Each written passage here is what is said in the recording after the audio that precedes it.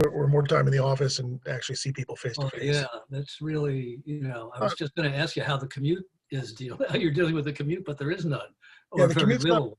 I've been going, maybe a day, 2 days a week, not Yeah, a lot. So, this is but just crazy. I mean, at least the vaccines sound good. They sound promising.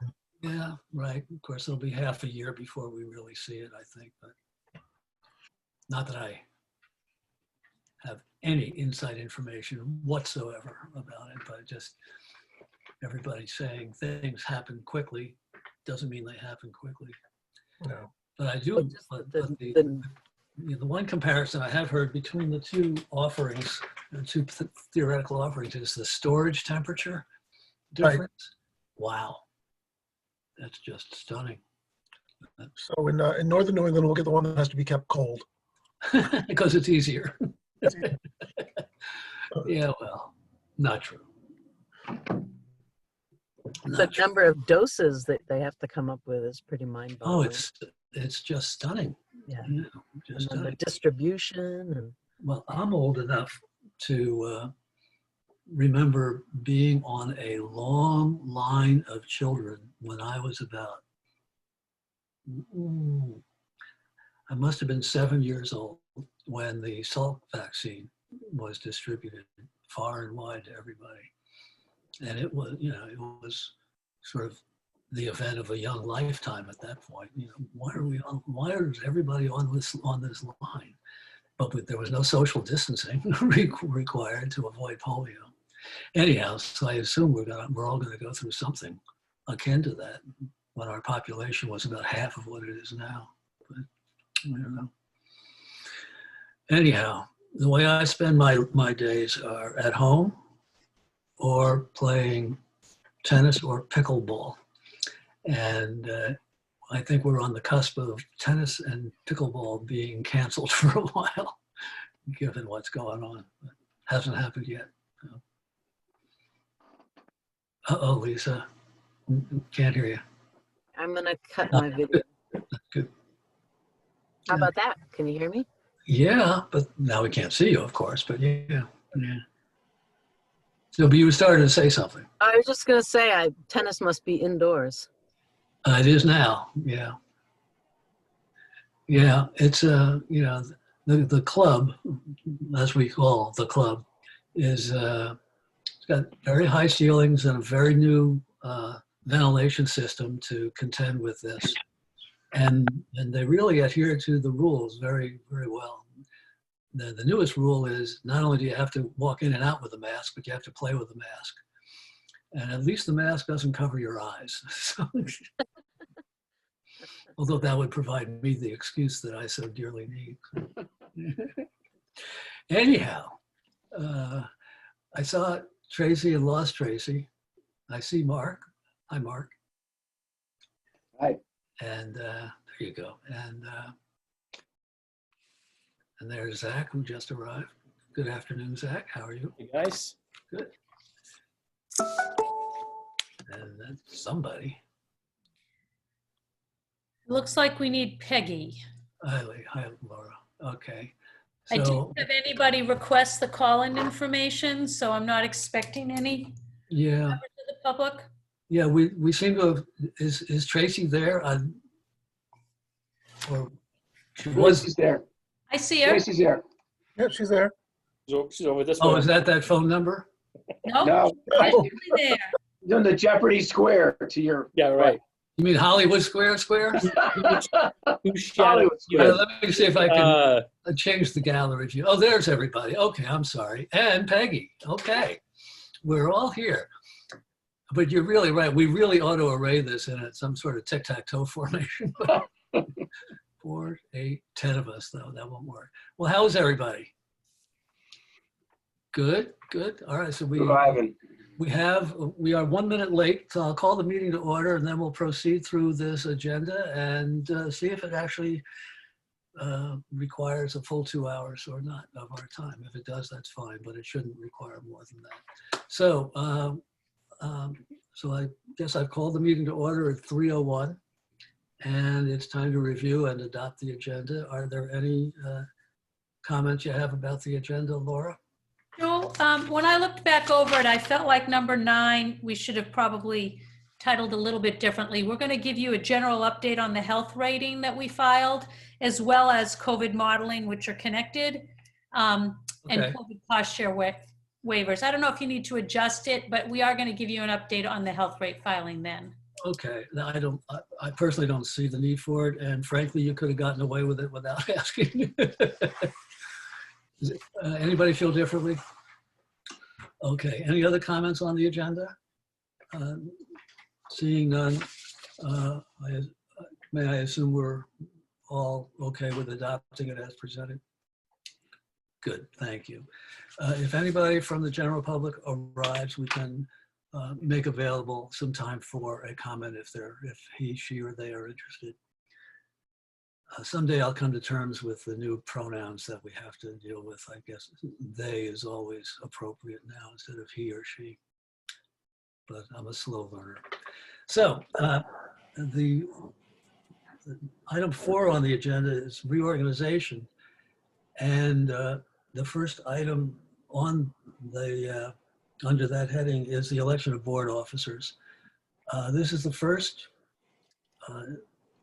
repeat of the election of board officers, and the board officers are the chair and vice chair. And I think everybody knows, but for purposes of quick review, we have adopted a process of alternating, starting now really annually, the chair being an appointee of the School Boards Association or Vermont NEA, and the vice chair being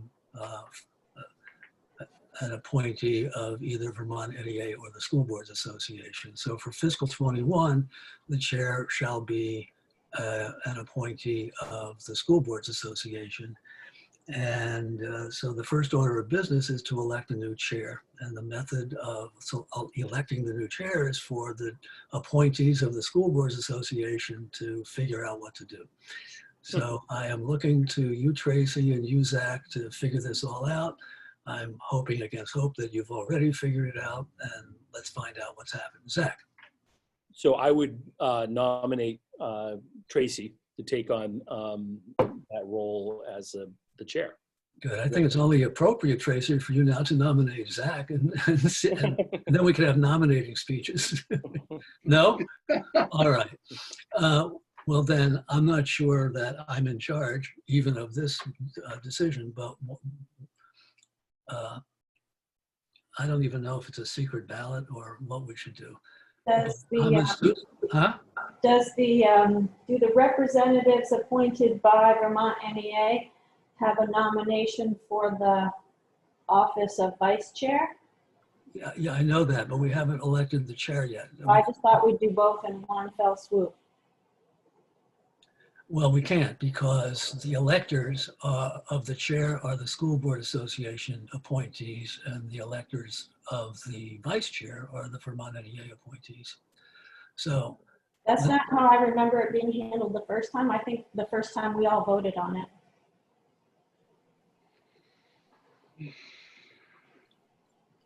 Well, let's elect the chair. Very good. And then the vice chair. Tracy, I'm not disputing it, but I don't remember it that way, and I'm not sure it matters for purposes of getting on with this meeting, but we can correct it as we go if we need to. I'm assuming, Zach and Tracy, that you both are in favor of Tracy taking on the role of chair. Is that right? She better be in favor. And she's nodding her head, whether that's in response to something you said or something else, I don't know. But, All right, well, that being the I case, accept the nomination. all right. Tracy, with your permission, I will oversee the election of the vice chair and then yield to you to chair the rest of the meeting. So is there, I'm looking at the bottom of my screen where my two fellow Vermont NEA appointees appear. Is there a nomination that one of you would like to make? Yes, I'd like to nominate Joel Cook for vice chair. I will second that. And you can tell by his shaking of his head how happy he is to hear that. But I am willing to accept it. And I'd be outvoted anyway. So all in favor, say aye. Aye. And Lisa, it would help if you say aye because you seconded it. Okay, good. All right, so we have taken care of the election of board officers, and I am no longer the chair. I am the vice chair. Tracy, I yield to you to oversee the balance of this meeting and the ones for the balance of this fiscal year. Okay, well, the next order of business is the appointment of corporate officers. The position of president has been unfilled. However, since sometime last fall, perhaps September, October, we adopted a resolution assigning duties of the president to the chair and other duties assigned to VISBIT. And so I believe that in lieu of completing the revision of our documentation and our plan with regard to the president, which we have not circled back to, that question has been, is resolved for the time being. Is there any question or background information that I might need help with regard to the role of president? So Tracy, this is Laura. Just for the record, it was September of 19 that was done. I know it last, like with COVID, every year is sort of mixed up in my own mind, but just for the record. And Yes. it was the minutes of the meeting in which the chair was delegated specific duties of the president that weren't delegated to VISBIT, and there was no gap known at that time, nor has there been any that surfaced in the last year. Okay, thank you for that clarification. So, I forgot that we've had 2 Septembers. Joel? So Laura, who, until we change it, is the president? You don't have a president, Okay. but you have the chair acting as president under certain duties, and you have VISBIT acting in the typical CEO role under other duties that you delegated. And I'm assuming that our intention should be to continue that division. So how do we identify the roles? How do we identify a president for this? You were going to, Rob Halpert was going to give you some advice on that, and has not happened in the last year, 15 months. My own recommendation, for what it's worth, would be to actually name the chair as president for all duties not delegated to VISBIT. And that gives you sort of clarity that there is a president in case something surfaces that's not captured currently. And then you can always address it. If you get in touch with Rob or you have some other advice, you can always modify it. Joel, you and I made some progress on that, and then we lost track of it. I still have the last emails from Rob unread so that I won't lose them. So Yeah. I'm happy to resurface that when our work plan says it makes sense for us to do that.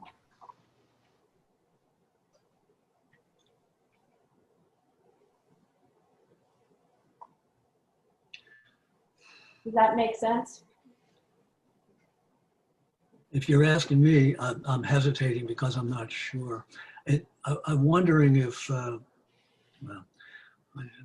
people in this organization seem to hate the word committee, but I wonder if someone or ones might not do a little background work to make sure that we're not missing something here.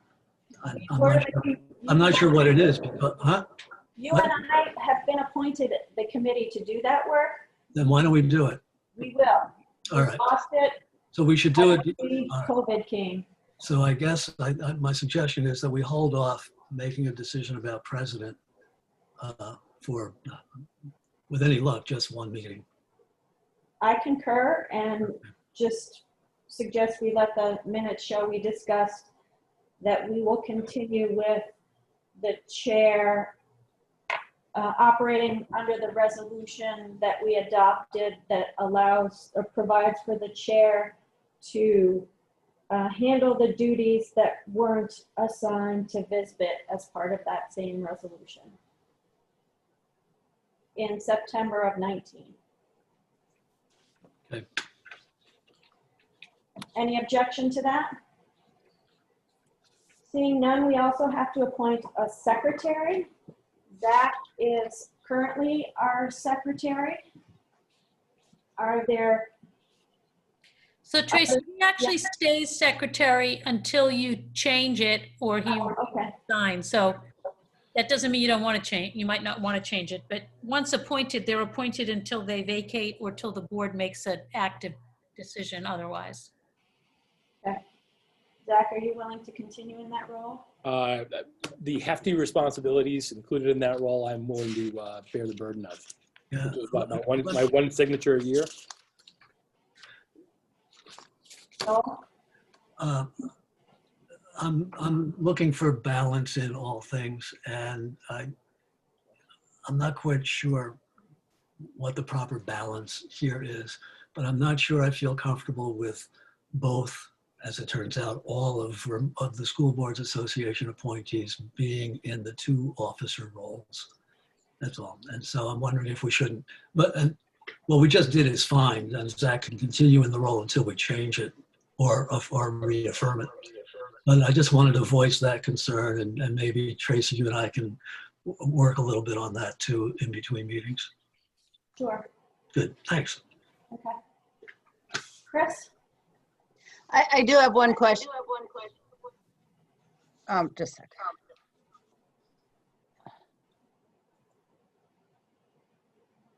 Uh-oh. Oop, now we could hear you twice before, now we can't hear you at all. Chris, your phone Sure, is good? I'm sure it's a good question, though. There you go. There you go, Chris. Sorry. Technology dilemmas here.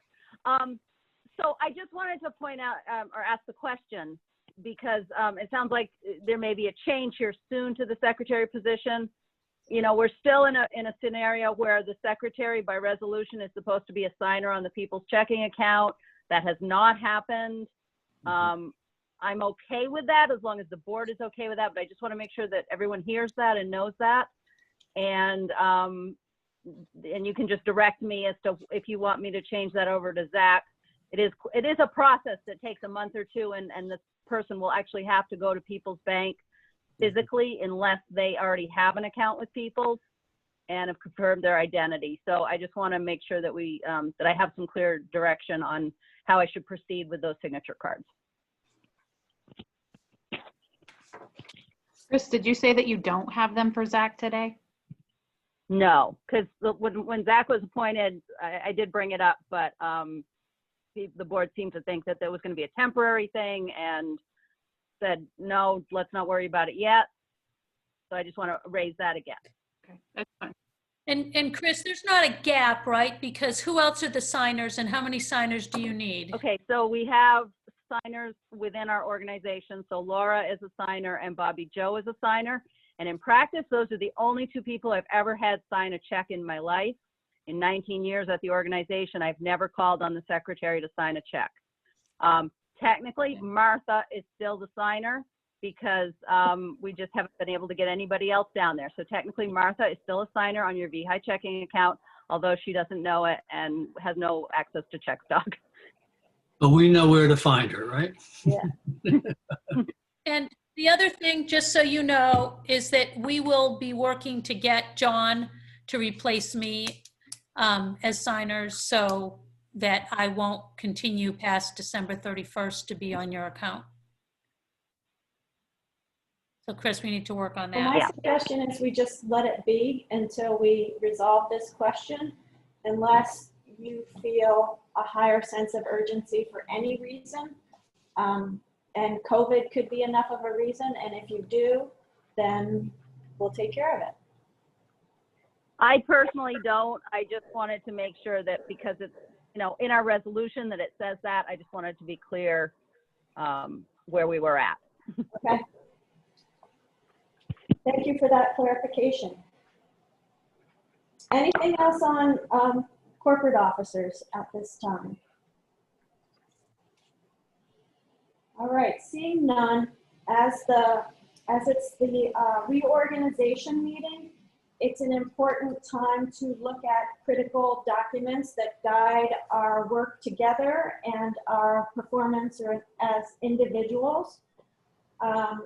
I don't know, we didn't attach all of the documents to the packet, but they are all available in the Dropbox.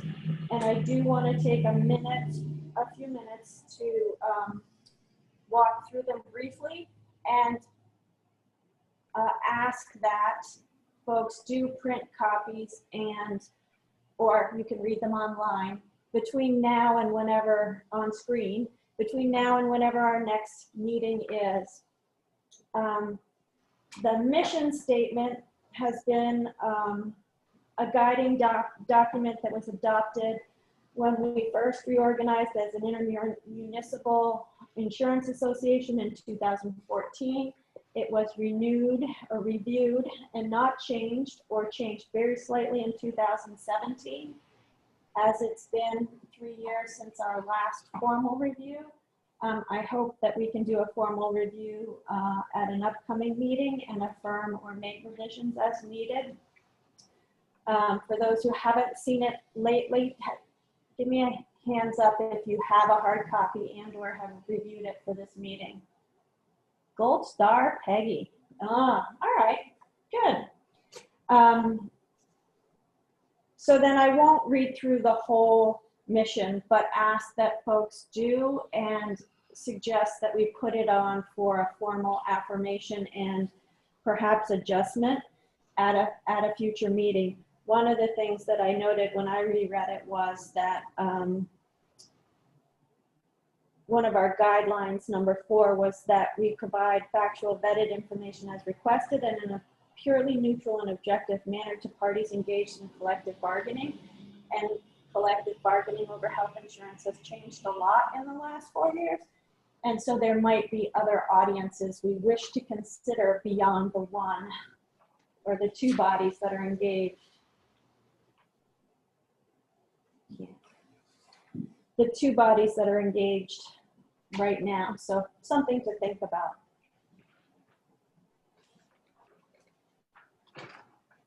Our communications protocol is short and sweet and indicates that VEHI's organizational positions are solely those that have been adopted by the board. The chairperson and vice chairperson jointly speak on behalf of the board unless individual board members have been designated to speak on behalf of the board by the board as a whole or by the chair and vice chair. And the president, which we don't technically have right now, and or trust administrators can speak on behalf of VEHI within the scope of their responsibilities. This links, I think, it goes on to reference, including testifying at the legislature or providing state information to state agencies and providing information about organizational positions adopted by the board. And we just adopted a protocol on legislative positions at the last meeting, so I think everybody should have that fairly fresh, and that doesn't need additional review right now. We have a protocol for board agendas. Generally, the chair and vice chair work together with an annual work plan and based on the recommendations of our trust administrators to develop agendas to accomplish the work that we've outlined. On each board agenda, we've agreed that there will be an item to allow members to suggest items for future agenda. And 2 weeks before a scheduled meeting, an email is sent, usually by Lisa, asking for suggestions for the upcoming agenda so that we can include any items that individuals might have accumulated between meetings. And our expectation is that a week before a meeting, agendas and documents will be posted and provided to the board.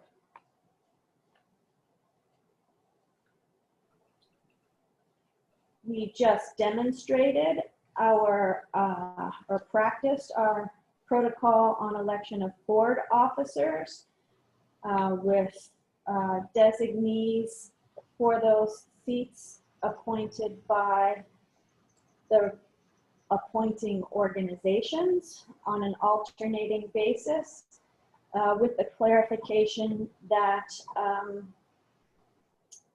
the authority to speak for or otherwise represent the VEHI is granted jointly to the chair and vice chair, and separately neither person is authorized to speak on behalf of the VEHI board, except as is consistent with the communication protocol.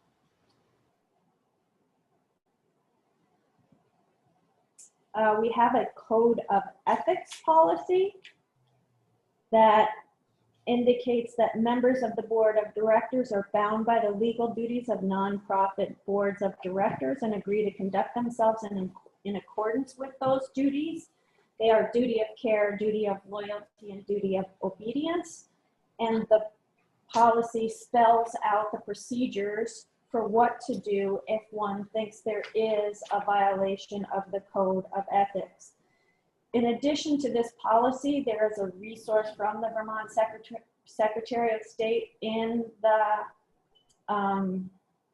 Dropbox about the roles and responsibilities of a nonprofit board that's useful to read through. So I encourage people to take a look at that.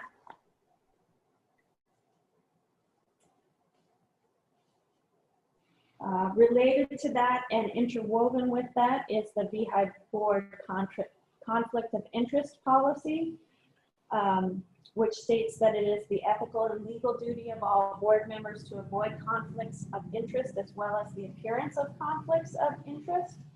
It provides a definition of a conflict of interest and provides a list of standards for avoiding conflict of interest. One of those standards, number 7 in the policy, is that annually at the reorganizational meeting, each member of the board shall complete a conflict of interest disclosure statement. I suspect we don't have those complete for today's meeting, and suggest that we ask Bobby Joe, perhaps, to send copies of those out and have board members complete and return those prior to the next meeting, at least 2 weeks before the next meeting, so that they can be, any disclosures of potential conflicts of interest could be reviewed at the next meeting, so we all know what they are. It also explains how one can avoid conflict of interest in a decision-making situation, which is essentially to abstain from voting and participating in the discussion, and a process for resolving those should they arise. And lastly, we have a whistleblower policy, which we are required to have. And this policy provides for protection for any member of the board or officer or volunteer or intern, or if we ever have employees, for retaliation as a consequence for the filing of a report related to any suspected violation of statute, regulation, ethical standard, or policy or procedure. So that's the last important policy that we have in place. So it is my hope that we can revisit conflict of interest in particular, and perhaps mission and decision guidelines, and any questions that anybody has about any of these at an upcoming meeting. So we can discuss scenarios and talk through them together, if that makes sense. Is there anything else that anyone would like to add as far as a review of the key documents that are foundational for the board reorganization?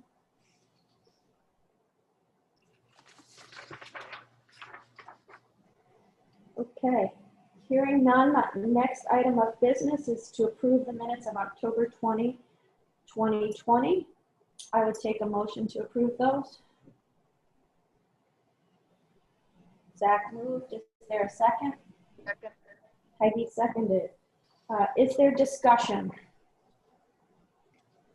Laura, do you want to explain briefly what happened with the recording, just so people know?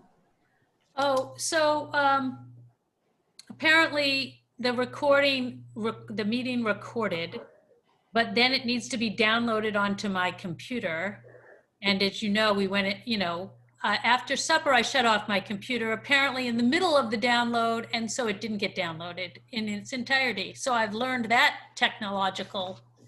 my computer allowed me to shut down in the middle of it, and I didn't know I was doing it. So there's a piece of a meeting up there.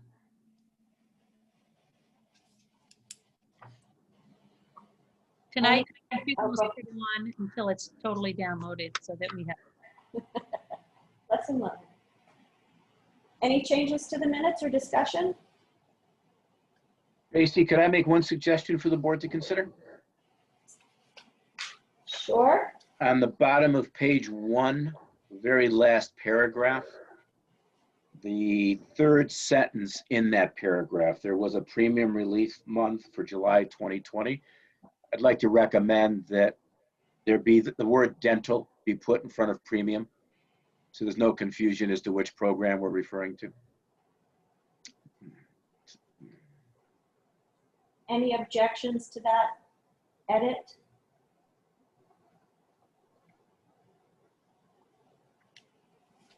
Any other changes?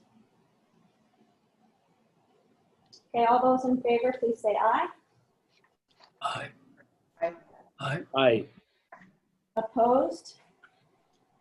Thank you, you have approved the minutes. The next item of business is an update and action on the Visitors RFP. I will turn it over to whoever is leading us through this process. I think that is me. All right, Mark, thank you. With comments welcome, of course, from my colleagues on the management team. So Visitors issued its RFP last week, and I've been appointed the project leader for the management team. That said, I will certainly be working with Bobby, Joe, Laura, John, other members of the Visbit staff who contribute to VEHI's work, as well as individuals of Blue Cross and Vermont Blue Advantage, to make sure that we meet our deadlines and do it as effectively and comprehensively as we need to. The RFP, the final bids, will be due December 8th. So it's a pretty quick turnaround with a holiday squeezed in there for good measure.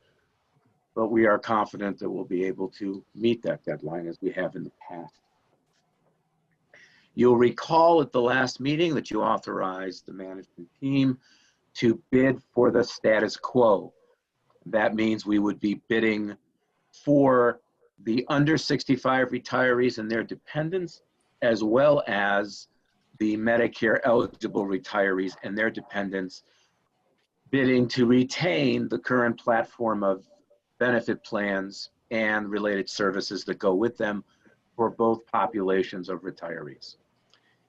We also discussed the management team. In fact, you authorized the management team to engage in the production of a memorandum of understanding between ourselves and Vermont Blue Advantage that would permit us to bid a second time in this round, jointly with Vermont Blue Advantage, VBA for short, which would consist of VEHI offering plans and services for the under 65 retirees, VBA being responsible primarily for retirees and dependents who are enrolled in Medicare, and VBA and VEHI working in tandem to provide as efficiently as we can services to the Medicare population and coordinating where necessary with the under 65 population. We have prepared for your discussion tonight a memorandum of agreement that would facilitate that joint bid if you so authorize it. We have had several conversations with the folks at Vermont Blue Advantage, which has included Allison Plant, our account manager at Blue Cross Blue Shield of Vermont.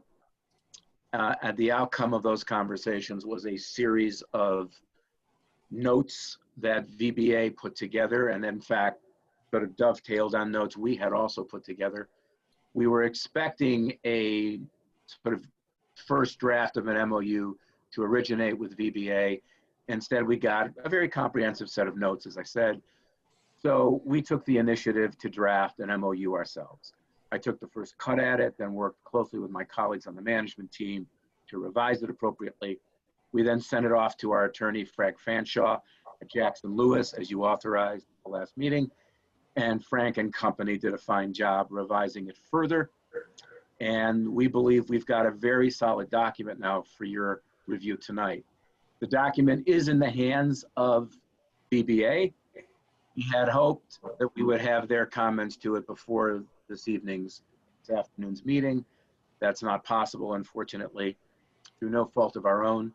We anticipate hearing from VBA shortly about it. Their attorneys are still reviewing it, and they have permission from us to consult directly with Frank Fanshawe and his colleagues about any legal matters that would not be a good use of the time of the management team to become involved with.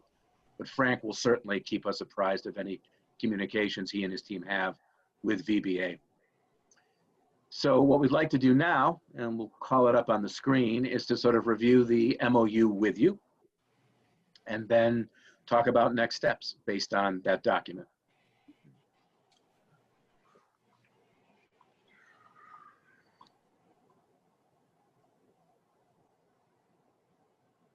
And Mark, this Okay. is the document you just sent to us earlier this afternoon. That is correct. I was just about to say thank you, Tracy. And my apologies for sending it to you so so late, I should say, before this meeting. But again, our hope had been that we would send you something that had VBA's stamp of approval, or at least some further comments from them on it. But they simply haven't been able yet to do a full review of it. That said, I think I'm confident. I think I speak for the management team that most, if not all of this, will hold up very well when we get to the end game. So what you have here is actually a pretty interesting document. It's a little unusual in my experience with MOUs, but I'm very confident that it will meet our needs.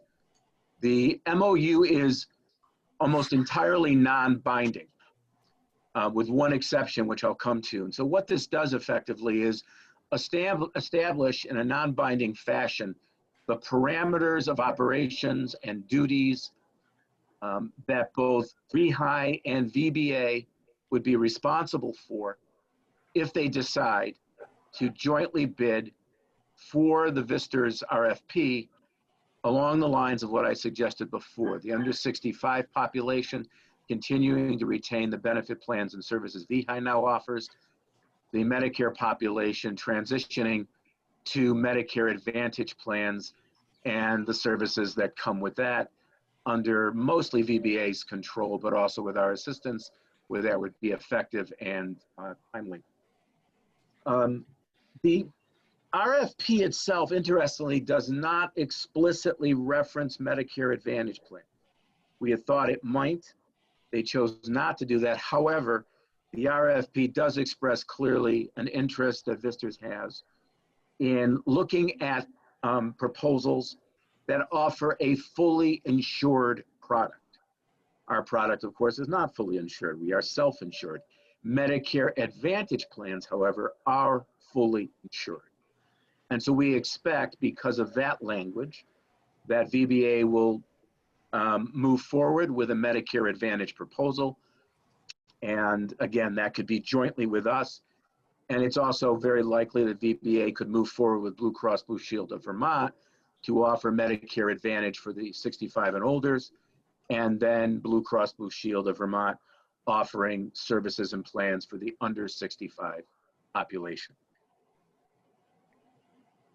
So what you have here, again, is a non-binding document almost in its entirety. I will not go over in any great detail unless you feel that that's necessary. You will see that Article 1 defines the entities. Article 2 expresses their intent to file a joint proposal. And the use of the word intent or intends is frequently found in this document. It was recommended to us by our attorneys at Jackson and Lewis to make plain to both parties that they have still not yet made a formal commitment to each other, something that they would have to do in writing, as you'll see later in the document. But it is their intent to file jointly, assuming that all of the conditions in this MOU can be honored.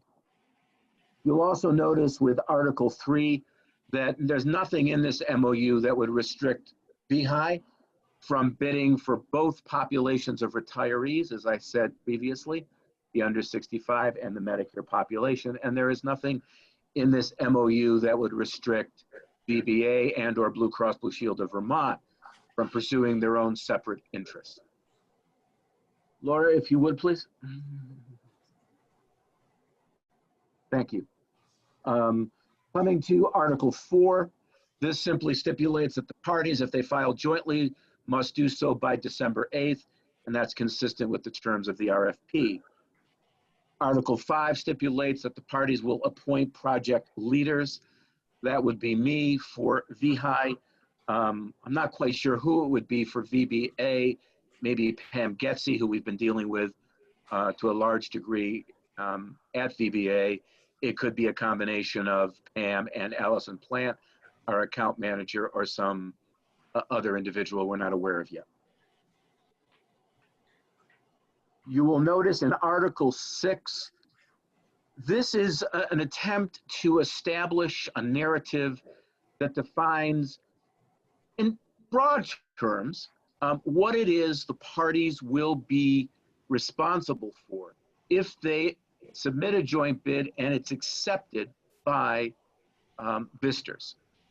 If our joint bid is accepted by Visters, and then you'll see a little later in the MOU, we would have to work out separately with VBA a contract or service level agreement that will spell out very clearly and comprehensively what each party is responsible for which population of retirees, and its obligations and duties and factors of accountability for Visters, and of course to each. You will notice in number 3 of Article 6, the intent of VBA is to negotiate, oops, there's a verb missing there, is to negotiate in good faith and enter into agreement with Visters in accordance with the Medicare Advantage rules that are promulgated by CMS. And you'll notice in Article 4, it's the intent of VEHI to negotiate in good faith and enter into an agreement with Visters for the current benefit plans and services that would benefit the under 65 retirees and their dependents. And then also to continue to provide wellness and administrative services for the Medicare eligible population as defined in the joint proposal, for which VEHI will be remunerated in the form of an administrative fee paid by Visters directly to VEHI. So we will define very clearly in the RFP and then in an individual service agreement between ourselves what VEHI and VBA will do for Visters, and whatever VEHI is accountable for in respect to the under 65 population and for administrative or wellness programs, et cetera, that would benefit the Medicare population as well.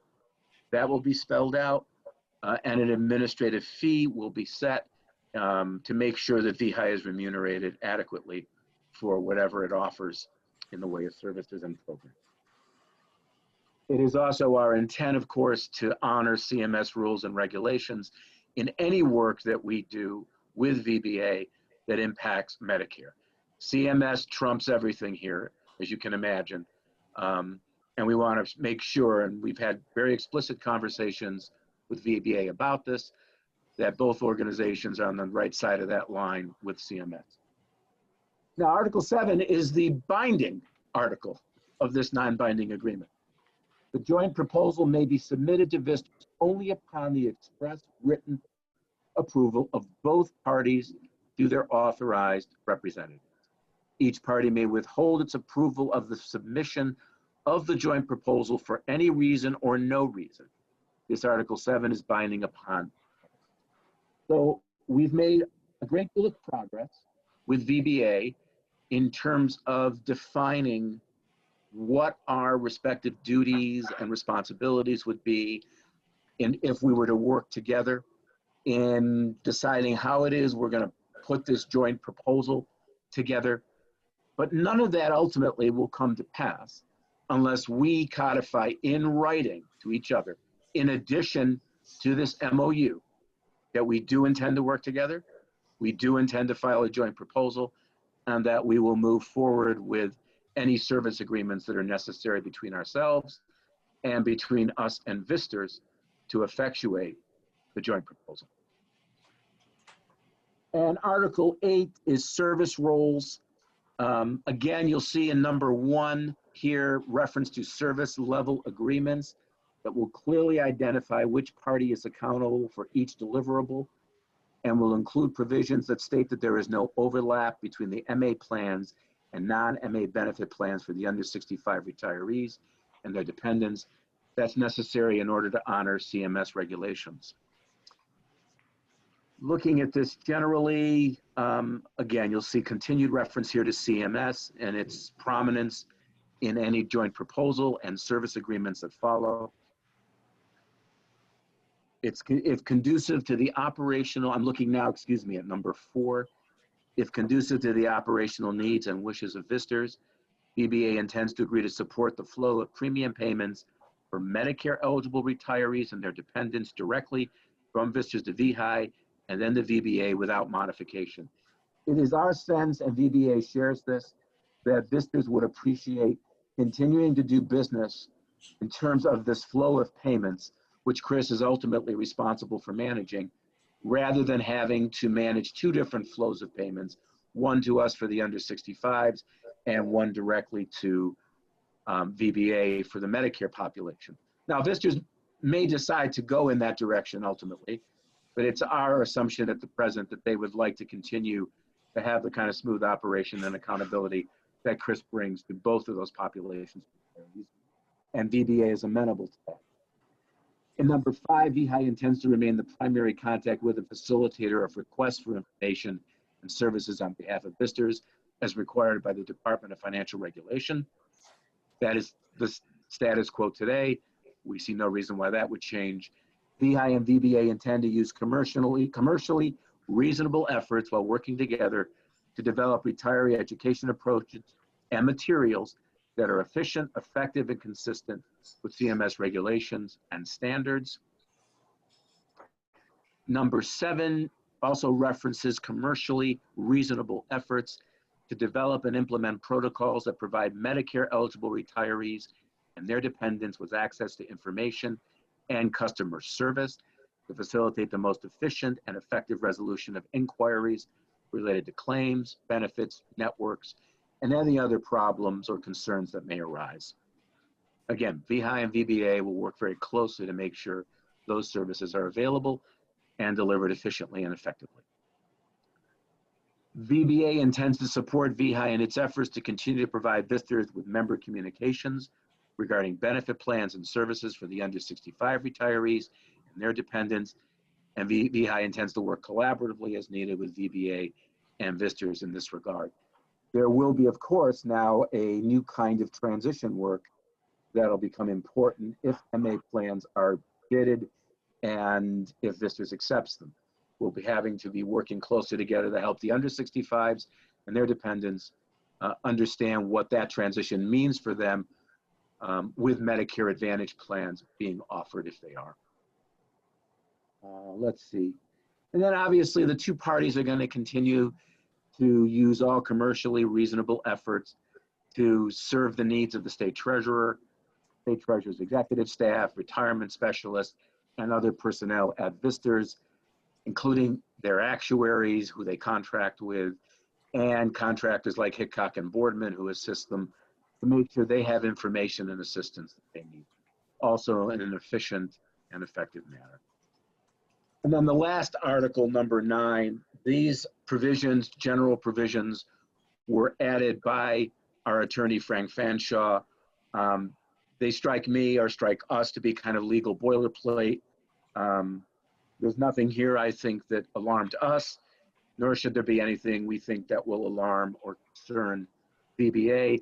But these are the provisions where we expect that VBA's attorneys will be paying particular attention to. And if they have any questions or needs, we we'll make sure that Frank and his team at Jackson and Lewis can handle their questions and resolve any differences they may have. So that's what I have for you tonight on the MOU.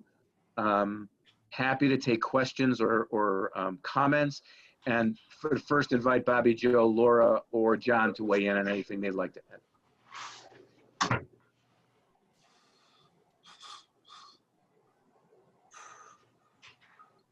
Trying to find my mute button.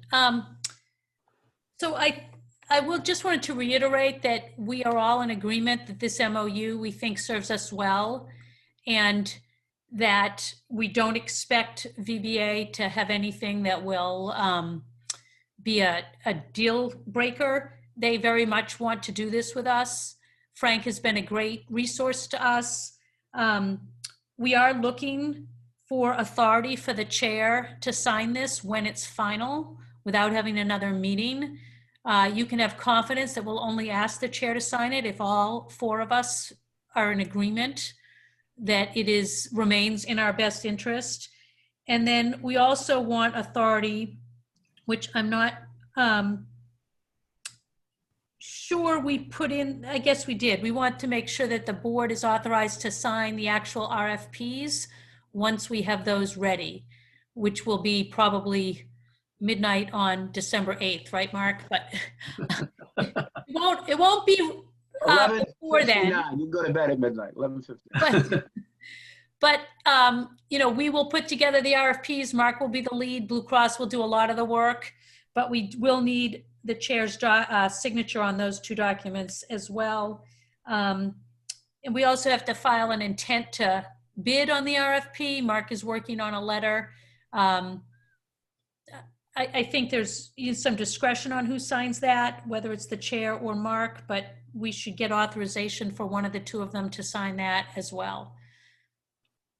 All right, so it sounds like there's 3 things to act on. And the first is to authorize the chair to sign the MOU when final. Is there a motion to do that? Zach moved. Second. Lisa G seconded. Is there any discussion or are there further questions? I would just say, I assume if you're not satisfied with how the MOU turns out, you wouldn't recommend it for signing? And No, we'll ride herd on the MOU, and we'll make sure that when the chair is asked to sign it, it's the document we want signed. You know, Joel? I would like to make a general comment here. Aside from the uniqueness of this approach to a memorandum of understanding, I did get a chance to read it this afternoon, just before the meeting, and it is strikingly comprehensive, and I'm impressed, and I was particularly reassured by what Laura just said, which is that VBA appears to all intents and purposes to be an anxious and as well as willing participant in this. And with all that said, aside from a couple of nagging and niggling little edits that I would make, which I will actually offer one, I think this was really a worthy effort, and given the circumstances in which we all find ourselves. The one niggling one is the word commingling. It is spelled C-O-M-M-I-N-G-L-I-N. I am laughing because my first response to VBA about this, I said, is commingling a term of art? It's a real word, but only if it's spelled like the word I didn't know if in this context it was appropriate, but that was anything else, so we kept it. But we will correct the spelling. All right, enough frivolity from me. But anyhow, you get my point. I think it's really good. So before you act on the motion, I'm sorry, I'm reading my notes, and forgive us for being a little awkward here, but we've never done this before. Originally, we expected a binding memorandum of understanding, you know, that we would come in and agree to everything final. And the lawyers agree that at this point, we want to be able to opt out. And of course, we didn't know when we'd see the RFP. Nothing in the RFP makes us think that we'll opt out, but still, until you really pull it together, Right. you're not final. So that's why this is non-binding with a few exceptions. But before we hit send on the RFPs, we will want a binding commitment between VBA and VEHI that says we will stand by what we just put in the RFP so that we won't leave each other high and dry, and that we will indemnify each other around the RFP. And again, Frank Fanshawe will help us write it, but I think we want authorization not only for the MOU when final, but for any other agreements with VBA in relation to this RFP developed in conjunction with our attorney that are necessary for us to feel comfortable actually submitting the RFP. Okay, so all of this non-binding stuff disappears in the RFP itself. That is correct, yes. When we get to adopting the RFP or something. Right, and then, and again, but we're not planning to meet before December 8th. So we want to be able to go knowing that we will pull the plug if we aren't all comfortable. If we're the successful bidder, then we will need to have some contracts developed, as Mark talked about, and then we'll have some more time to come back with the board before those need to be signed. Okay, so let's take it in the order of operations. We have a motion on the table to authorize the chair to sign the MOU when it meets the satisfaction of our management team. Are there other questions just about that? Okay, hearing none, all those in favor, please say aye. Aye. Aye. Aye, late in the game. Okay, I think we have approved that. So the next step is we need an intent to bid, right? Am I following the right order of operations from what I gathered? So we either need to authorize the chair or Mark to sign off on the intent to bid, and just because I think it will look better and be more efficient, I'd suggest Mark do that unless it's politically not the right move. I'm happy to do it.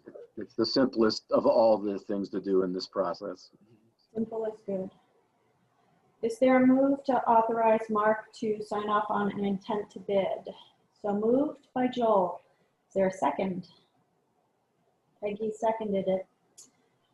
Is there any additional discussion on that item? Seeing no indications of that, all those in favor, please say aye. Aye. Opposed? Abstentions? It was unanimous. Thanks. And then is the next one, is there a separate bidding commitment document, or is it the RFP itself? I would think the next is to sign a formal agreement with VBA once the RFP is prepared, but before it's submitted. Laura, why don't you qualify that statement the way you did a moment ago about indemnification, et cetera? Right, so we'll sign an agreement with VBA developed in conjunction with our attorney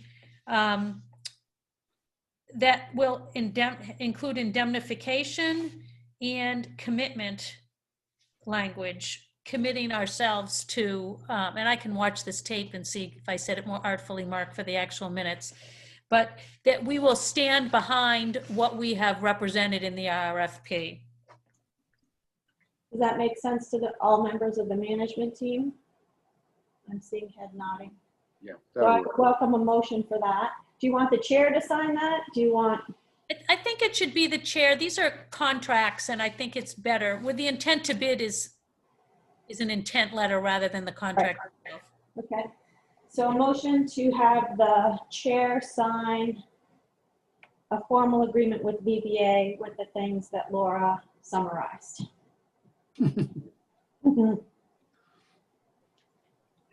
Zach moved. Is there a second? I'll second it. Joel seconded. With the hope that the minutes read a little more completely than what Tracy just said. Yes, they will. Of course.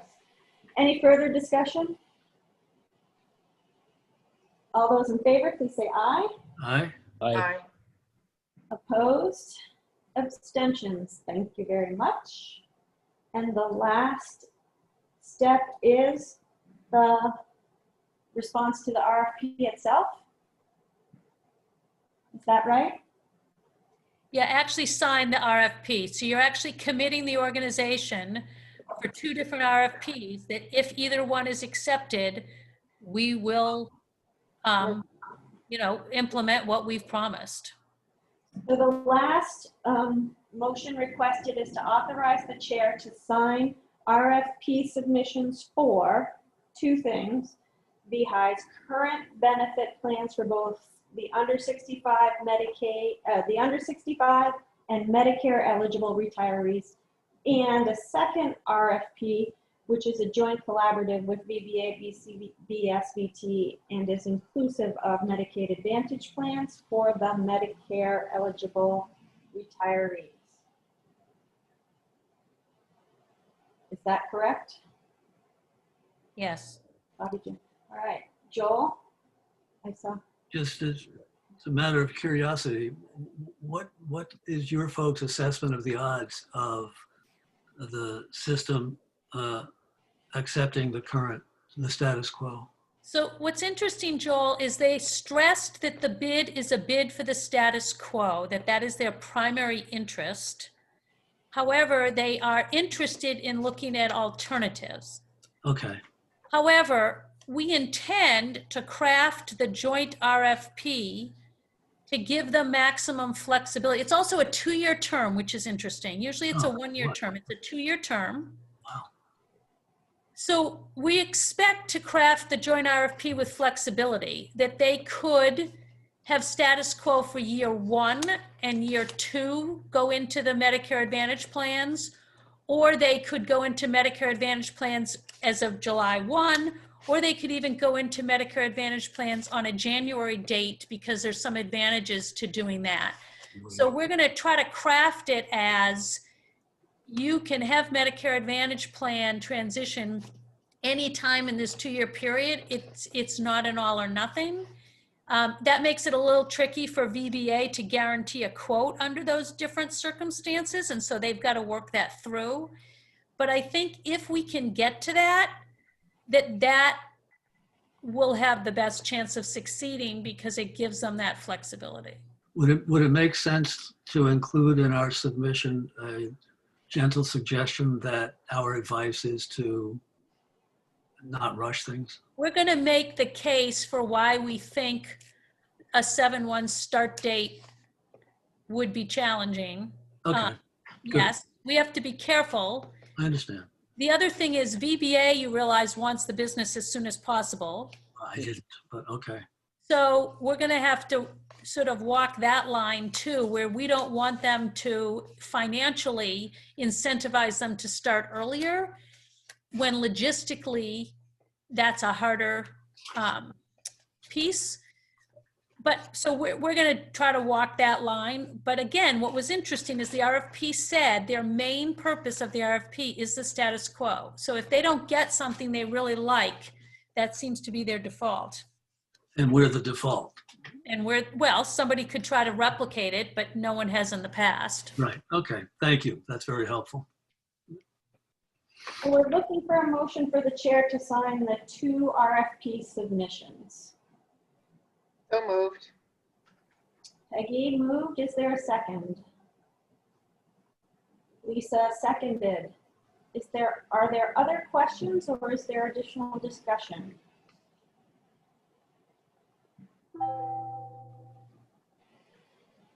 Hearing none, all those in favor, please say aye.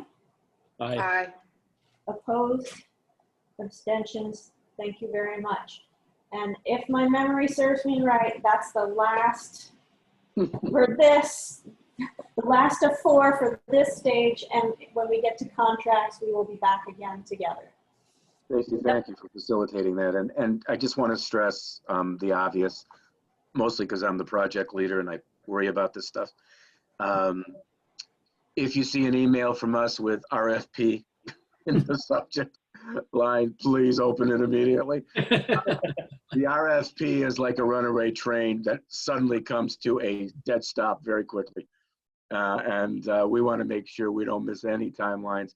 And we're going to do our very best to get things to you as quickly as possible so that you are not up until 11:59 on December 7th to sign anything. Yeah, I wouldn't be worried about that. Yeah, my bedtime is 9 o'clock. I think we established that at an earlier meeting. All right, 8:59 for you. I can do that. Okay. The next item of business is, we have 2 items with Chris, an investment overview and update, and a review. We'll just do the investment overview and update. And maybe you could briefly, because we have a couple newer members, speak to the investment policy, if that makes sense. Chris, as you give us an update. Sure. So I'm going to start with the first 2 documents because this just kind of plays into the policy well also. The first 2 pages were something that I actually wrote up back in March. And this was after the meeting that Rob Halpert came and attended. And he spoke to the board about, it was actually, I think you guys were talking about the president's role and some of that and some of the delegation of authorities, and you had Rob come in.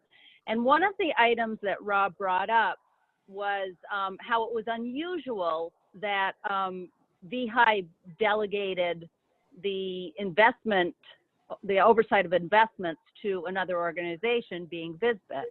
Although at that time he did say that he was comfortable with it because of the cooperative relationship between VEHI and VISBIT and the way VEHI grew out of VISBIT and all of that. So I just wanted to, for new board members, for people who weren't involved, I drafted this up just to give some historical context to what had happened with investments. So I do want to go over that. And through this also references how we amend our policy. So we do also have an investment policy in place, which we've had for years and years. And that is something that the board has to make any decisions on amending, is that policy. So for years, VEHI invested all its money in the Vanguard short-term bond index fund. And, Laura and I, realized that, a portfolio that is completely invested in bonds is not a very diversified portfolio. The earnings aren't great on bonds. When the market goes in one direction and bonds start to go down, you don't have anything to offset that. Traditionally, historically, bonds and equities move in opposite directions. So for a lot of reasons, diversification in a portfolio is a good thing.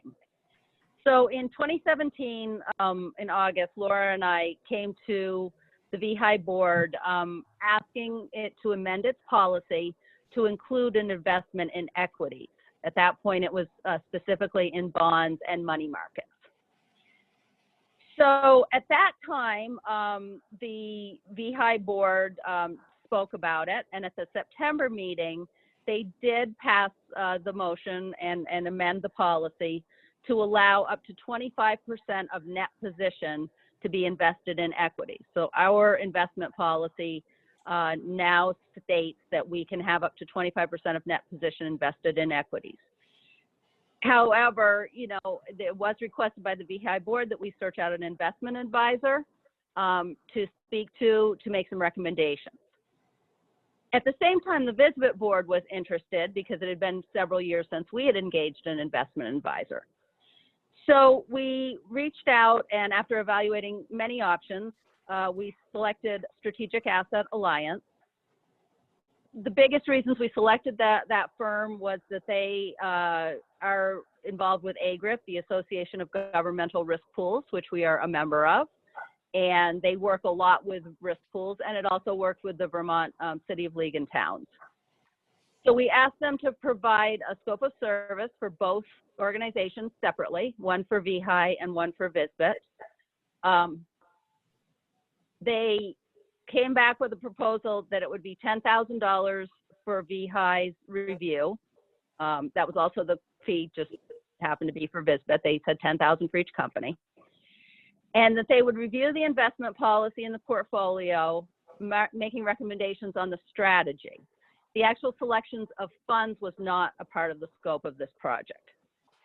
At the November 2017 board meeting, the VEHI board made the decision that they would like to not engage Strategic Asset Alliance, and that they would rely on the recommendations and findings that the Visbit study came up with. So basically, we would apply Visbit's findings to VEHI. And so Visbit would pay for their engagement and VEHI would not. So we went ahead and we did that. We got the report back, Visbit's report back from Strategic Asset Alliance. They confirmed that the approach taken to investment in mutual funds was a good sound practice. They also confirmed that Vanguard Group was an excellent choice as an industry leader with low fees, high returns.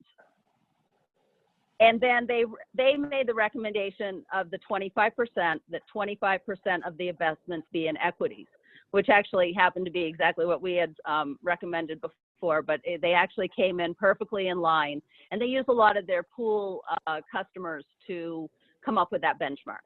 So that 25% benchmark was right where we needed to be based on other pools around the country. So we learned that information. In 2019, after updating the board in March, we moved $5.4 million of VEHI funds from that short-term bond index fund to the total stock market index fund, which is their equity fund, which represented 25% of the investment or only 13% of net position. So the policy allows for us to go 25% of net position. We felt that would be very aggressive to go in one fell, all at once. We actually didn't even move the 5.4 all at once. We staggered it a bit. But we felt that we'd start with 13%. That also gave us room to grow because equities grow faster than bonds. So if you start with 25% on day one, you're automatically getting out of policy almost immediately because of the equity growth. So that was basically how we ended up where we were. I also wanted to mention, which I bring up here, is that the Visbit board made one more step after that. In 2019, we actually engaged Vanguard to perform an actual fund analysis on all of our funds. And they did confirm that total stock market index fund was the appropriate equity fund to remain in for our operating funds at Visbit. So, everything that we've had done from Strategic Asset Alliance, from Vanguard, has backed up what we are currently following in our investment policy. Any questions on the history behind this or anything else on the policy? Okay. Thank you for your thorough history and your incredible work. And I apologize for board history of flip-flopping on what we wanted, but I guess that's our prerogative. That is, and that's fine. That's no apologies necessary at all. It's actually good. I just thought it was great to write up this document anyways. It's good for my own memory because honestly, when I went back and read this today even, I was like, that was in 2017. You just forget how time flies. So this is just helpful, I think, for all of us to have in writing as the history of where we've been with this. I appreciate the text a lot. Thank you. Sure. I too do have a short question. I think I understand the answer. All these percentages are pegged to so-called net position. Does that mean that we restrict what we invest to our reserves? So VEHI doesn't have a specific reserve fund. Right. You have an operating fund for health and you have an operating fund for dental in your money. Right. And so what we do is, if you go back to the investment policy, we have Class A funds, which is basically our checking account. And what we try to do with our checking account is leave enough money in the checking account so we can pay Blue Cross Blue Shield, pay Delta Dental, pay all of our vendors. Right. But leave it as minimal as we can so that we take advantage of investments. and everything else goes to Vanguard. But you can't cut it too tight because you can literally have a $15 million claims run in 1 week. It's rare, but it's possible. Yeah. So What I'm asking is, why is the term net position used in establishing the percentages of some fund to invest? okay. What does that So net position is the term that means how much surplus we have. It's how Surplus. much money we have Okay. less our liability we have All to pay out. So that's our Okay. surplus or our net income or we use the term net position because that's what's the accepted terminology for a governmental risk pool. Okay, so I should stop using the word reserves. It's net position. It's okay. Yeah. They've changed it a few times, but technically GASB says it's net position. All right. So And- that's what, so when you go get somebody like Strategic Asset Alliance who works with governmental risk pools, we're all sort of speaking that same language. Okay, thank you. I get it now. Thanks. Okay. Anything else on that piece? Okay. So then the next couple of pages, this is what I normally give every year just as an investment update. And there's a graph, and then there's also, I give you a little bit of information. Like I already spoke, Class A funds in the investment policy is our checking account at People's. I can tell you that, this at night, all this money goes into a money market. Money markets are not performing well these days. At this time, at the end of FY19, we were getting 2.26%, which really wasn't too bad considering. And but at the end of as of June 30th of 20, we were at 0.09%. So again, the reason not to leave a lot of money there, but we do have to leave money there so we can pay our bills. So that really is what eroded our interest and dividend earnings last year from our investments. When I looked at what Vanguard produced, they were great, but certainly this Dreyfus account did go down significantly. And really, there isn't a lot of other options there. We watch what money market we're in, but this is just the nature of the market right now. It's very, very low. Interest rates are very, very low. The Class B funds, those are our investments per our policy. And like I was just speaking to that, our policy says 75% in bonds, up to 25% in equities. It doesn't require that we go all the way to 25% in equities. It allows for up to. And so as of June 30th, 2020, our portfolio, which added those equities in, had a 5.7% rate of return for the year. Prior to, just to kind of illustrate what equities do for you, prior to that investment in equities, which began in March of 2019, our returns were a negative 0.5% to 1.5%. So, we significantly improved our returns by moving really only 25% of our investments, but only 13% of net position out into an equity fund. So you don't want to get too aggressive because our primary objective, obviously, is to protect our resources, and this is public money. We're not chasing the market. We're not investors. However, we do want to be prudent and not so conservative that we honestly are being disingenuous to our membership.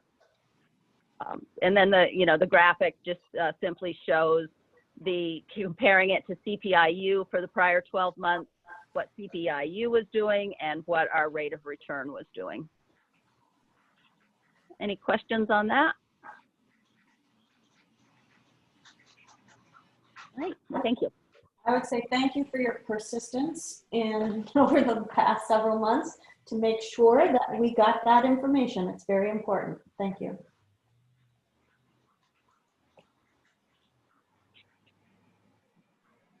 All right, should we move on to, would you like us to accept that report formally, or are we ready just to move on? I don't know, Laura, what do we usually do on that? I think the investment report should be accepted so that you're acknowledging that you understand where your investments are. I would welcome a motion to accept the report. So moved. Zach moved. Is there a second? Peggy? Any further discussion? All those in favor, please say aye. Aye. Opposed? Abstentions? Thank you very much. Perfect. How about we do the same with our financials? Okay, great. So these are the financial statements as of September 30th. Just at our last meeting, we just reviewed June 30th, so jump ahead 3 months. One thing I do want to note on the first, it's the second sentence on the memo. Mark noticed this afternoon that I talked about the first quarter of FY20. That should be FY21. My apologies. I think at the writing of this, I was still in the middle of audits, and I really didn't know what year I was writing about. Okay, but John and I didn't catch it either, so I apologize. Hey, it happens. But thank you, Mark, for bringing that to my attention. So when you look at the financials for the first quarter of FY21, we're showing an overall loss of $1.6 million. When we look at this as compared to a year ago, we were at a loss of $5.2 million. But what I want to make really apparent and clear is that negative 5.2, we were in a period where we were having horrible adverse claims development from FY19. So if you could have peeled off FY20 by itself and compared to FY21 by itself, you would not have seen that same picture. That $5.2 million loss that we were looking at last year was all about claims from FY19. It had nothing to do with FY20, okay? So it gets a little tough to compare here, and it's only going to get tougher as we keep moving through COVID. I've been sitting here thinking about trending, and I'm like, I might as well just throw it out the window. I mean, comparatives are going to get really tricky to look at, okay? But I'll do my best to kind of bring context whenever I can. So, you know, we're sitting here with a loss of 1.6 million in the first quarter. That's not great, you know, but you know, based on everything we've been talking about, I think we could expected it at this point. You know, we had all those deferred services at the end of FY20 because of COVID. Then, you know, as we moved into the summer, and, you know, this is looking at July, August, and September, offices started opening back up. Hospitals started increasing their hours to try to get some of these deferred services through. So we're paying for them at this point. You know, that's what's happening. You know, of that, the health program has incurred the loss of $978,000. So that's actually kind of good that a portion of that's over on the dental side, because we wanted a loss on the dental side. We've been trying to erode some money on the dental side. We gave a premium relief of July on the dental side. So, you know, 632,000 of it is dental, and that was expected. When we set the dental rates, we were hoping to utilize 960,000 plus the premium relief. So we're at negative 632 now. So I think dental's in line with where we were expecting. When we were relooking at it with the actuaries, with the health program, we're looking at hoping to end the year with a $4.8 million loss, or at least that was as of the writing of this memo. And, you know, so we're at 1.6, or, you know, we're at 1 million now. We're looking at 4.8. You know, I think we're going to have that 4.8 loss. You know, maybe it's even a little greater than that based on the latest round of projections with COVID that the actuaries produced. The problem with what we're facing right now with COVID is, you know, right now everything's gone back up again. The numbers are going up again. So we may have more deferred services than we were expecting again, you know, in FY20. We were just ramping up to pay claims, and now we may have more deferral of services depending on how things play out. So this is just a really challenging time to really project. So just focus on where we are, I guess, and keep watching it. Overall member contributions have increased 10%, or 6.4 million. Claims expenses have increased by 3.2 million or 5%. VEHI has earned 105,000 in interest and dividends, and the market performance for the quarter is an unrealized gain of 515,000. So at least at the end of September, market was hanging in there. We still got our interest in dividend earnings, except for that money market account, which is affecting our comparative from year to year.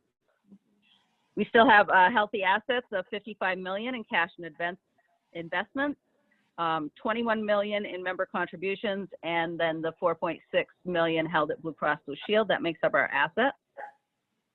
Our largest liability is 25.2 million in prepaid contributions. That's amounts that were billed because we always bill a month ahead. So billed in September for October coverage. And then we have claims related liabilities of 13 million. So you always have that IBNR sitting out there in those future claims. What I'll say about the 13 million is that makes me feel good about what the actuaries are doing. They're reserving a higher liability, which is coming out in our bottom line. But I think it's necessitated at this point with claims going up. You know, that liability was a little bit higher this year than it was last year, and it definitely needs to be and should be. So I feel like, you know, we're not looking at, and also on claims run out for FY20, I think I said this at the last meeting, but I still feel that way. I feel like we reserved adequately for FY20. I don't think that we're going to have that same repeat that we had in FY19 of some sort of adverse claims development that's going to come back and hit us on the outside. Budget to actual, we're really in line with budget. We've raised 24% of our expected contributions. We spent 25% of our actual claims related expenses and 17% of our general operating expenses. So budget is, we're running in line with budget. So any questions on the financials?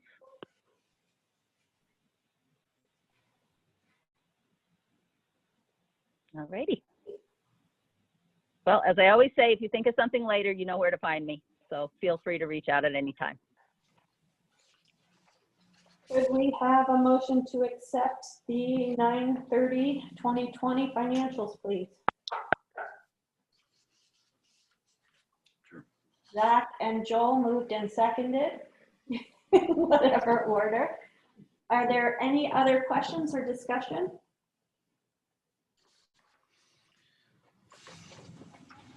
Thorough report. Great work as usual, Chris. Thank you. All those in favor, please say aye. Aye. Opposed? Abstentions? Thank you. All right. Update on COVID-19 modeling and cost sharing waivers. Oh, that's me. So the VEHI management team continues to monitor the COVID-related claims, and we receive monthly data from Blue Cross to help us track the numbers. As Chris noted, while we've seen the in-person visits and services increase and the telemedicine begin to decrease, we suspect that that could change with the rapid increase of COVID cases in Vermont. Of course, we've been very fortunate to see a low number of VEHI members with COVID, and we'll certainly continue to track that as well. Blue Cross tracks this information also to monitor the impact of the pricing of their plans. When Blue Cross and VEHI set the rates in October, they had told us that our FY21 claims could be 3% higher due to the impact of COVID-19, both because of the potential COVID claims and then also the FY20 claims that might have been pushed out to FY21. At the time of the filing, we told you that Blue Cross was working on an updated COVID model based on the latest information. Their updated assessment, which we received last week, reviewed claims, trends, and different variations of a vaccine release and administration schedule. Their updated analysis projected a potential increase of up to 4% in FY21, which is 1% higher than the earlier projection that I just noted. This is 1.2% higher for the FY22 than estimated when we filed those rates. But as a management team, we do feel that we've loaded these rates as heavily as possible for FY22 and do not propose increasing based on the information we received, which is subject to change given the dynamic nature of the pandemic. We didn't build a COVID-related increase into visitors. However, I think we may have noted at our last meeting, we did take a second look at their pre-Medicare population, which is heavily subsidized by their Medicare population, with a notable increase in early retirees enrolled as of September 2020. We advised visitors that in order to keep the pre-Medicare at 17% without impacting VEHI reserves, we needed to increase the Medicare population from the initial visitors request of 6.25 up to 6.9%. Visitors didn't agree with this approach, as it was the first time we looked specifically at the timing of a population. And they suggested they would file a disagreement with DFR of our filing. So DFR is aware of the dynamic and understands the decision is based on the level of reserve we hold compared to our target set in policy. That is what I had prepared. Questions on that? Sort of more a matter of curiosity. How does VEHI know the incidence of the virus within its own ranks? We receive monthly reports from Blue Cross, and they provide us with information as long as there's above, I think it's above 10 people, they'll give us information. Okay. Do we know how many people have had tests, how many people had inpatient, outpatient, other kinds of services? Okay. We only know less than 10 if it's less than 10, but I think we're above 10 now since the beginning of the pandemic in both retirees and actives. Thanks. So what's the status of the health rate approval? So it's with DFR. They have not yet started asking questions. They're called objections.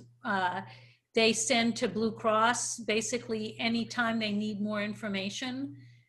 There's sort of two levels of review. The first is actuary to actuary. So DFR's actuary goes through, and if they have questions, they go to Blue Cross's actuary and they go back and forth. How did you get this, or what did you use for that? And then the other level is the DFR level, and that's where they're really looking at, once they know the rates are actuarially sound, what was our judgment call as far as load? And they do that after the actuaries. But we haven't gotten any questions from them at this point. It's not unusual, but that's my recollection is that we were waiting for this cycle to get a clearer actuarial value on the newly negotiated plans. Is that available yet? So you want to know like how the statewide benefit that goes into effect in January impacts the plans? Mm-hmm. So somewhere here I have the filing documents. That was calculated. In fact, this year for the first time, well, for the last several years, we've been giving a spreadsheet to Blue Cross on the local negotiations because they needed to factor that into our plans. Mm-hmm.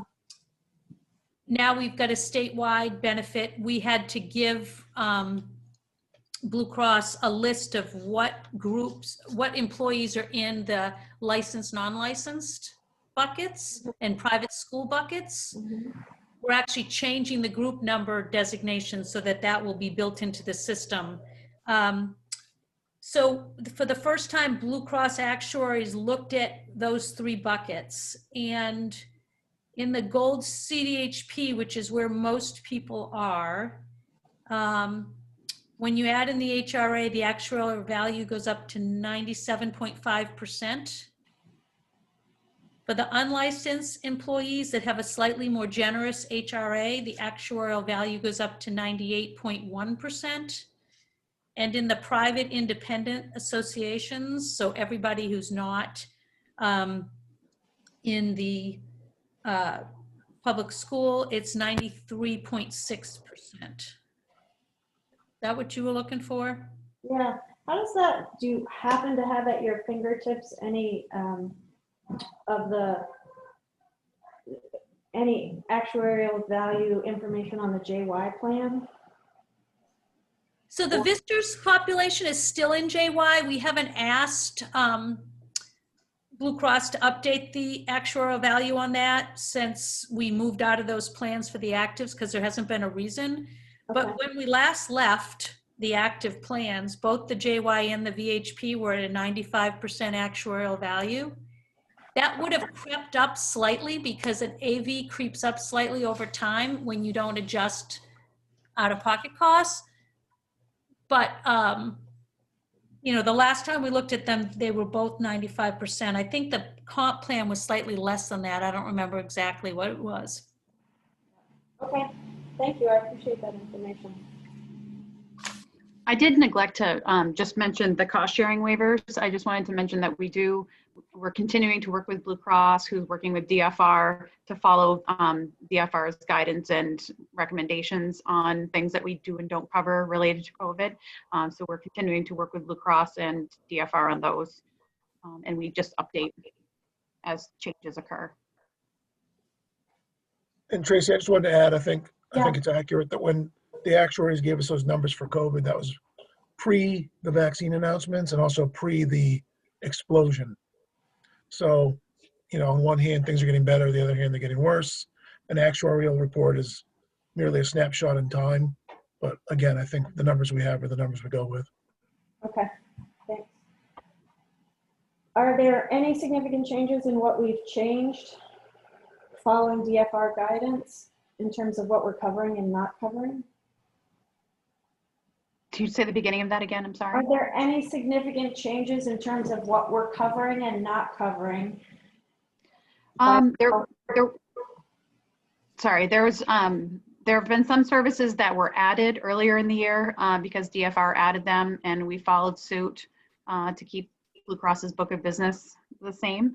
DFR has recently pulled that back. It was basically services that are covered in line with an asymptomatic person going in simply for an office visit just to be checked.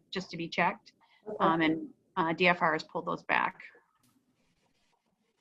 I think is that the only one, Laura, that's been changed recently? Yeah, we still pay 100% for testing, whether you're asymptomatic or not. We still pay for the entire visit. If you're symptomatic, we don't pay for the rest of the visit if you're asymptomatic. We still pay for all COVID-related treatments. Well, I'm testing or offering the surveillance testing to employees tomorrow, so asymptomatic school employees will get lots more information if they'd like it. Yep, and you know, that announcement came out, I think, as the ink was drying on the actuarial report. Remember, you're not testing, the surveillance testing doesn't catch dependents or retirees. No, that's true. But that may lower our testing costs as people feel that they don't need to go and get other tests. And, you know, COVID cases are rising, which means we could have more people in the hospital, but then as Chris said, but we might have more people not going to get services done. So this whole thing is so dynamic that's why we felt like the rates we filed stand. We just continue to monitor. We may end up with FY21 favorable again because of another deferred services horizon. And then it could be FY22 that's really ugly. So, or it could be the further we push these out, the fewer deferred services will actually get, you know, ever covered. And then you could have problems with people whose health deteriorates because they didn't get services. So it's it'll be a case study in about a decade, but right now we just get to ride the roller coaster. I wonder too if the deferred services related to the cybersecurity attack at UVM Medical Center. I mean, lots of services have been deferred just as a result of that. And then at the same time, we're increasing the hospital safety criteria, is no longer allowing visitors, and we're kind of ramping up to the old increased less access to care. So it will be an interesting time.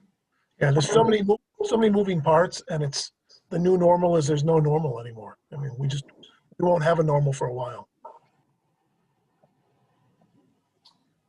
I hadn't noticed.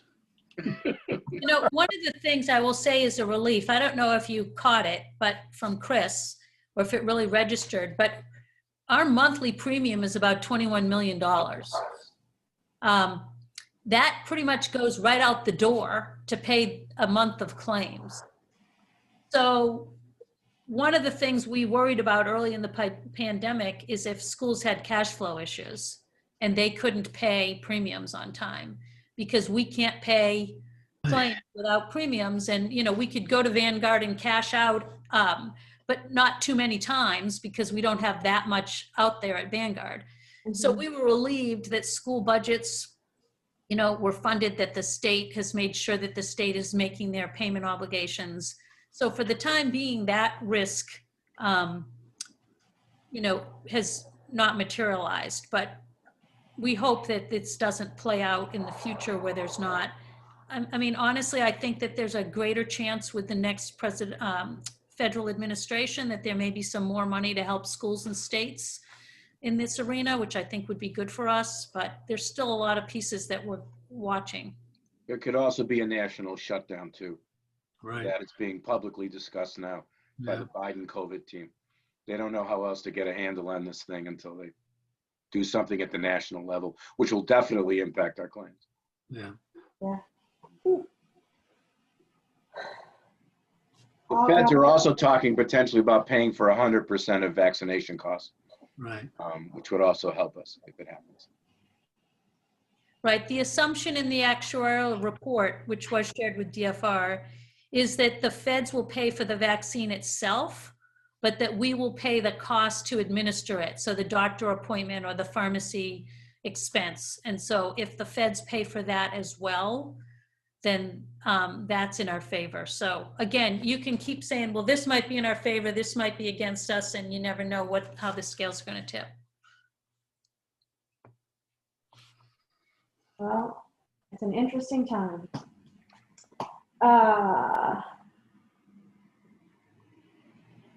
Future agenda items. Are there any particular items that we haven't already discussed that anyone would like to mention now for future planning?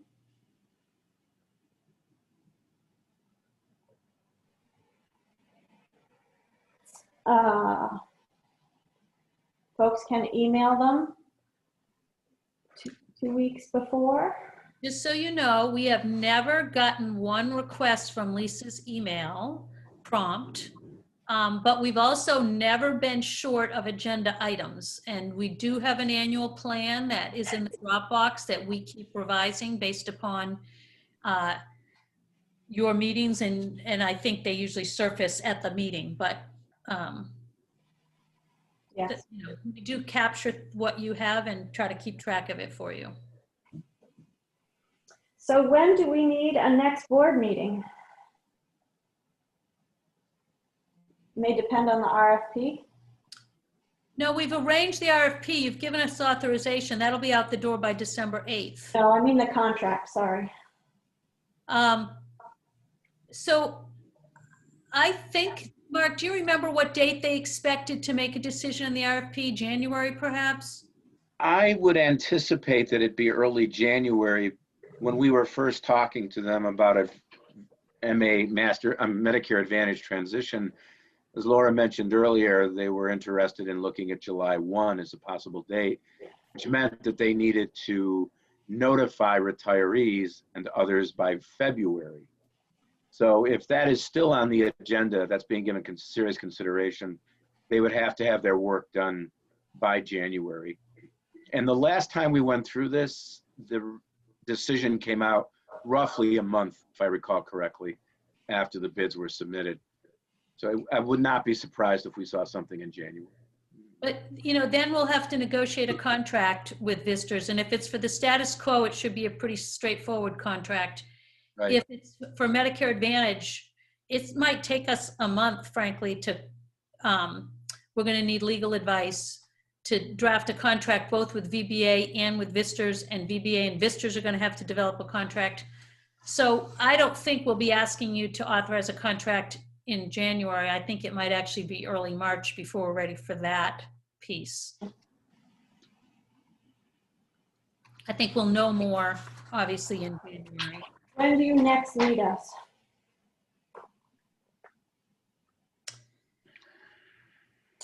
January, anywhere? I think it's your work. I think our work, the next time we'll be asking for you is once we start to get budget development and contracts, which will be more in the March, April horizon than it will be the January, February horizon. That doesn't mean you don't want to meet, but as far as us having time-sensitive needs for board action, I think we've got a little while. Chris or Bobby Joe or Mark, can you think of anything? March seems way too long to me. Oh, I'm not suggesting that. I'm No, just. no, I know you're not. I know you're not. But How about January? I got a feeling coming back in January would be smart. We can assess where we are in respect to the RFP and what the landscape looks like. We should know more about what Visitors is clearly interested in terms of their timelines for transition. Can we ask Lisa to put out some options for January? Yep. Perfect. We can do that. I'd like to do something not on the agenda, and that is recognize Laura Soros and her last meeting with us. Maybe we should meet in December. We could give her another meeting. Thank you so much for your service and steadfast participation and work with the board. We are really going to miss you.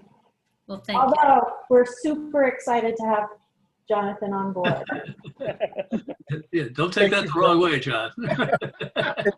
Just so you all know, and Laura knows this, we had talked about trying to do something like a reception and we looked like, well, maybe we can do something, and then everything turned for the worst. So, Laura and I talked. In 2023, I will see you all in person.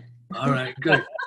We are, once things get better, we're going to try and do something where we can recognize her service and everything she's done and personally thank her. So we'll come up with something in the meantime that we can do that's not in person, but we'll take care of her. Sounds good. Well deserved, and wishing you the best in your next endeavors.